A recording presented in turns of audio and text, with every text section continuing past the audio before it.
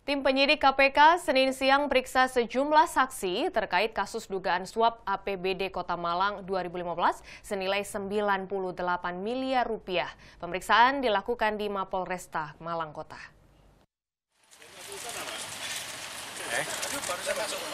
Sekretaris Daerah Kota Malang Wasto Senin siang penuhi panggilan tim penyidik KPK di Mapolresta Malang Kota. Wasto dipanggil sebagai saksi terkait kasus dugaan suap APBD tahun 2015 Kota Malang senilai 98 miliar rupiah. Tim penyidik KPK juga memanggil saksi lainnya yakni sejumlah anggota DPRD Kota Malang. Di antaranya Bambang Sumarto, Abdul Hakim, dan Arif Wicaksono. Dalam pemeriksaan, mereka ditanya seputar APBD 2015.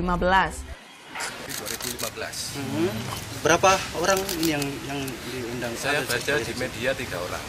3 orang untuk hari ini ya? Legislatif. Ya. Legislatif. Kemudian untuk yang eksekutif berapa? Tidak tahu saya, Mas. Tahu ya. Mas Udin rokok, Mas Udin. Mas Udin rokok, Mas. Sudah 4 hari yang lalu. 4 hari. Diperiksa sebagai saksi dalam Saksi saya. sebagai itu ya, Pak. Anggaran. Bang, kebetulan saya salah satu anggota Badan Anggaran. Untuk hari ini atau yang seterusnya ini memang DPRD dari Banggar atau gimana? Saya tidak tahu. Untuk hari ini Banggar semua ya?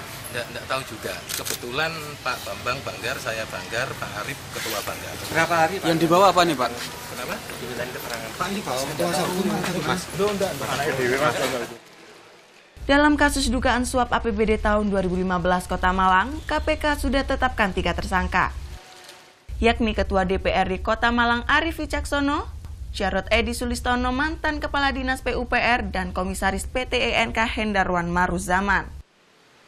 Tutu Sugiarto melaporkan untuk NET.